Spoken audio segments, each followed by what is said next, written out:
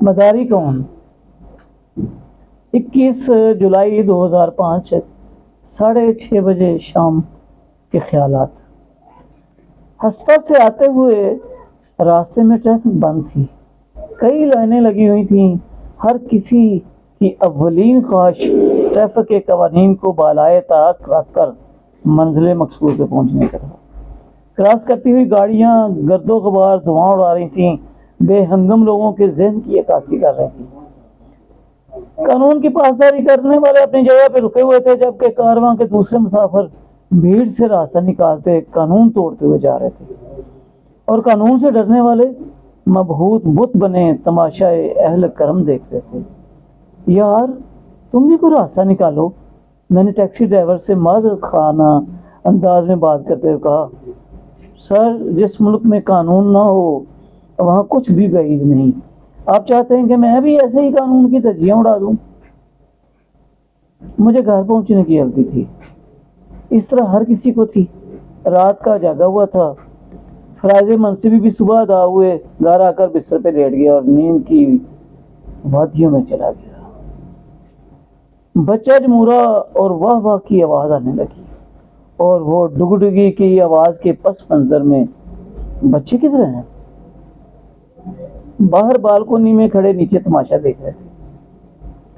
چھوٹی بیٹی عائشہ امداد کسی چیز پر پاؤں رکھ کر بڑی ہو کر نیچے دیکھ رہی تھی۔ پاپا، وہ بندر، بکری، بچہ جمورا اور مداری، یہ ایک ٹیم تھی۔ دائرے کے اندر اور محلے کے بچے دائرے کے تشکیل کر رہے تھے۔ بڑے بچے سب کچھ مداری کی ٹیم کے گرد اور کچھ بالکونیوں سے دیکھ کر محظوظ ہو رہے تھے۔ میں بڑے انہماک سے تماشا دیکھنے لگ پڑا۔ پہلے بھی مداریوں کے تماشے دیکھے، بچپن میں بھی دیکھے، لیکن بچوں کے ساتھ۔ بچپن میں ہم تو صرف کرتب کے لیے تماشا دیکھتے تھے، مگر آج کا تماشا پچھلے تماشوں سے بڑھ کر تھا کہ دل بینا بھی اس کے تماشائیوں میں تھا۔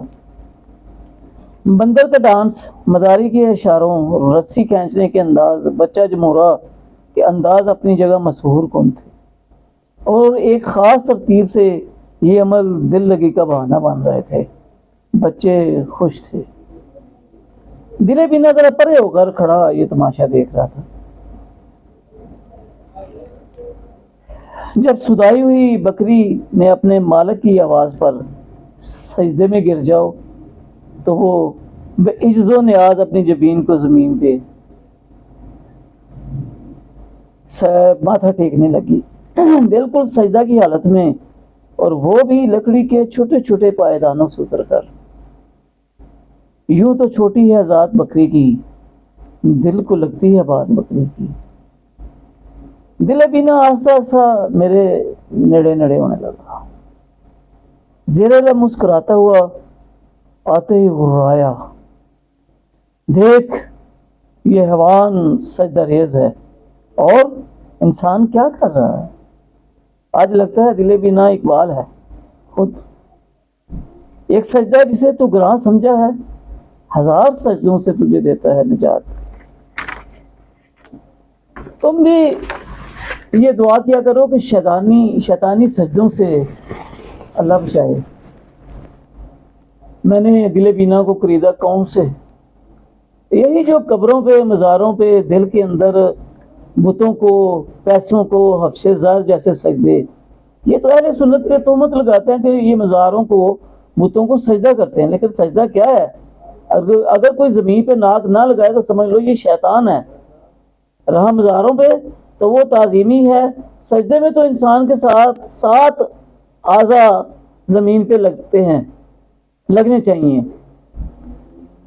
وہ آپ کسی مولوی صاحب سے پوچھ لینا، حدیث نبوی صلی اللہ علیہ وسلم ہے کہ سجدہ مکمل تب ہوتا ہے جب آپ کے 7 اعضاء زمین کے اوپر لگے ہوں: ماتھا، ناک، 2 ہاتھ، 4 پاؤں، 6 اور 7واں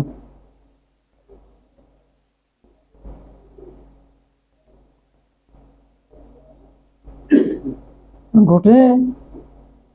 ٹھیک ہے، ابھی یہ گفتگو جاری تھی، ایک مداری نے سزا لگائی، بچہ جمہورا پیٹ کے لیے آٹا مانگ رہا ہے کوئی خدا کا بندہ؟ وہ ہر طرف نظر دوڑا رہا تھا، وہ انسانوں سے خدا کے واسطے مانگ رہا تھا، اور جب تک انسان کا رزق ہے وہ زندہ ہے، رزق پانی ختم تو انسان بھی ختم۔ یہ بزرگ فرمایا کرتے تھے۔ مگر ایک دفعہ حضرت موسیٰ علیہ السلام سے ایک شخص نے درخواست کی کہ اللہ تعالیٰ سے درخواست کریں کہ میری زندگی کا جتنا رزق ہے وہ مجھے ایک ہی دفعہ دے دے، مگر یہ رزق دے کر تم زندہ نہیں رہو گے، سارا رزق ایک وقت میں لے رہے ہو، مجھے موت منظور ہے۔ کلیم اللہ علیہ السلام نے درخواست کی، قبول ہوئی، اور حضرت موسیٰ علیہ السلام کے توسط سے سارا رزق اس بندے کو دے دیا گیا۔ کچھ عرصے بعد آپ علیہ السلام کے دل میں خواہش پیدا ہوئی کہ جا کر اس انسان کو دیکھوں کہ قبر میں گیا ہے کہ نہیں۔ وہاں پہنچے پھر عجیب منظر تھا، پتہ چلا وہ زندہ ہے، دیگیں پک رہی ہیں، لنگر خانہ جاری ہے، مخلوق خدا کھانا کھا رہی ہے، کافروں کے قافلے آ رہے ہیں جا رہے ہیں، بلکہ زندہ ہے اور صحیح صحت مند ہے۔ بڑے اچنبھے کی بات ہے، حضرت کلیم اللہ علیہ السلام اللہ تعالیٰ سے ہم کلام ہو گئے اور اس کی رمز کو دریافت کیا۔ اس شخص طالب رزق نے کیا کیا؟ مرنا تو اب ہے ہی، چلو رزق مخلوق خدا میں بانٹ دیں۔ لنگر جاری ہو گیا، مگر رزق پہلے سے بھی زیادہ آنا شروع ہو گیا۔ یہ رزق اللہ تعالیٰ اسے اپنی مخلوق کے لیے جاری کرنے لگے۔ ہاں وہ مداری، معاف کرنا آج کل کی پولیٹکس کے بارے میں نہ لے جانا اس کو، وہ مداری آٹے کا طالب، اور نہ ہی آئی ایم ایف کی طرف، نہ ہی آپ سیاست میں نہیں ہے، یہ غیر سیاسی گفتگو ہے، قرآن نے لکھی ہوئی ہے۔ وہ مداری آٹے کا طالب اپنے خدا سے مانگتا ہے، کھیل ختم ہوا اور اس کا رزق اس سے ملنے لگا۔ یہ نہیں کہ کھیل ختم ہوا پیسہ ہضم ہے۔ ایک دن بزرگ فرما رہے تھے، دیکھو ایک بندہ کہہ رہا تھا کہ خدا کا شکر ہے جس نے رزق دیا، بڑا کرم ہے، ڈھول کی بجا لیتا ہوں، کیسا کام یہ شخص کر رہا ہے، گندا برا اور خدا کا نام لیتا ہے۔ کہتے ہیں کہ ایک دفعہ حضرت موسیٰ علیہ السلام نے اللہ تعالیٰ سے استدعا کی کہ میں اللہ کا رزق دنیا میں کے بندوں میں تقسیم کروں خود۔ اللہ تعالیٰ نے فرمایا ایسا نہیں کر سکو، چلو پھر بھی میں تمہیں کام سوں دیتا ہوں۔ حضرت موسیٰ علیہ السلام رزق بانٹتے بانٹتے قبرستان سے پاس سے گزرے، ایک شخص قبر سے مردے کو نکال کر کبھی فیل کا مرتکب ہو رہا تھا۔ حضرت موسیٰ علیہ السلام نے دل میں ٹھان لی کہ اس شخص کو رزق نہیں دوں گا، اور لعن طعن کی۔ دیکھا کلیم اللہ، میں نہ کہتا تھا کہ تم صحیح طریقے سے رزق نہیں بانٹ سکو گے، ارے دیکھو میں اس شخص کو بھی رزق دیتا ہوں۔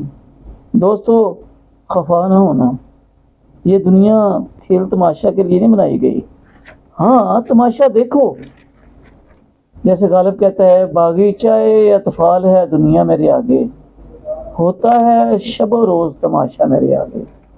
شاعر حضرات پتہ نہیں کیوں اور کیا کہہ دیتے ہیں، مبالغہ آرائی کرتے ہیں، اس لیے تو میں نے مجازی شاعری چھوڑ دی ہے، اور دعا ہے کہ رب کریم مجھے ایسا شاعر نہ بنانا، کیونکہ شیطان کیا کیا وسوسے اور کیا کیا خیال دیتا ہے، مگر میری توبہ، نہ وہ دل رہا نہ وہ دماغ رہا، کوئی دیکھے تو نہ وہ امداد رہا۔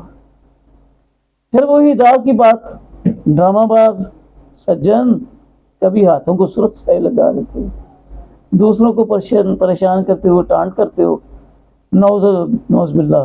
میں تو آئیڈیاز لیتا ہوں، جہاں پہ ہوں وہاں کی بات نہ کروں۔ کون کس سے، کون کس کو کون ٹیز کرتا ہے، جانے من عجیب و غریب سوال کرتے ہیں۔ وہ مداری رزق سجدہ، میں نے دل بینا سے پوچھا، ارے تم بھی تو مداری ہو، تماشا کرتے ہو مثلاً کیا؟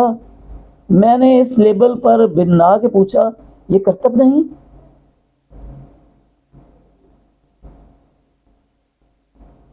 میں نے یہ میرا ہوں، میں نے کہا یہ کرتب نہیں ہے کہ یہ جو اینڈوٹیک کی ٹیوب ہے یہ اندر پاس کرنا؟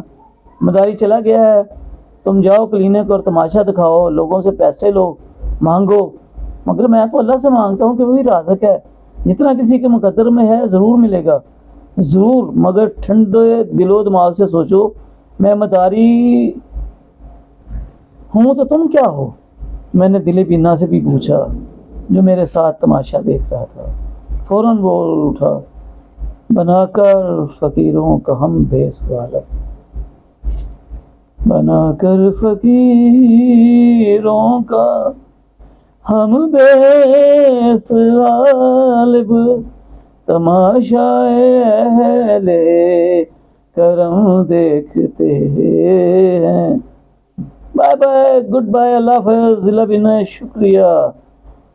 تو نے کیسے کیا بنا دیا، مداری مجھے کہہ کر تماشا ہے دنیا کو دکھا دیا۔ پر اب بقول اقبال ہمالہ کے چشمے ابلنے لگے، گراں خواب چینی سنبھلنے لگے، گیا دورے گرانی گیا، تماشا دکھا کر مداری گیا۔ کرونا ہمالہ کا چشمہ ابل پڑا، چینی سنبھل گئے، اور مداری اپنا تماشا پوری دنیا کو دکھا رہا ہے۔ ذرا سوچ کے بتائیے گا وہ کون ہے؟ Thank you.